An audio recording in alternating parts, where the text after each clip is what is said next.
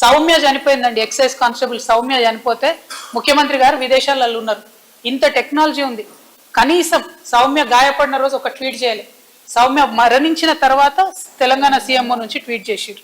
నేను ఇవాళ డిమాండ్ చేస్తా ఉన్న ముఖ్యమంత్రి గారిని, ఎక్సైజ్ వాళ్ళ మీద ఈ డ్రగ్ మాఫియా చేస్తున్నటువంటి దాడులు అరికట్టాలంటే ఎక్సైజ్ వాళ్ళకి వెపన్స్ ఇవ్వాలి, ఫారెస్ట్ వాళ్ళకు కూడా వెపన్స్ ఇవ్వాలని చెప్పి నేను డిమాండ్ చేస్తా ఉన్నా.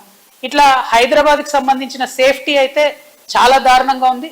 ముఖ్యంగా మహిళల మీద, బాలికల మీద ఒక 2025లోనే, ఈ ఒక్క సంవత్సరంలోనే ఓవరాల్గా నగరంలో మన హైదరాబాద్లో 69 హత్యలు, 176 హత్యాయత్నాలు, 166 కిడ్నాప్ కేసులు నమోదైనవి. వీటితో పాటు బోనస్ ఏంటంటే మనకు గన్ కల్చర్ ఒకటి మోపైంది.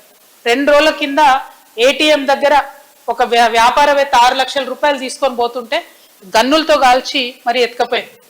పోయిన సంవత్సరం కంప్లీట్గా పోలీసు వాళ్ళ మీదనే బందిపోటు ముఠాలు వచ్చి గన్లతో కాల్చి, అయినా కూడా ముఖ్యమంత్రి గారు హోమ్ మినిస్టర్గా మేల్కోకపోవడం అన్నది అన్యాయం. దీన్ని తక్షణమే వారు చర్యలు తీసుకోవాలని చెప్పి నేను డిమాండ్ చేస్తున్నా.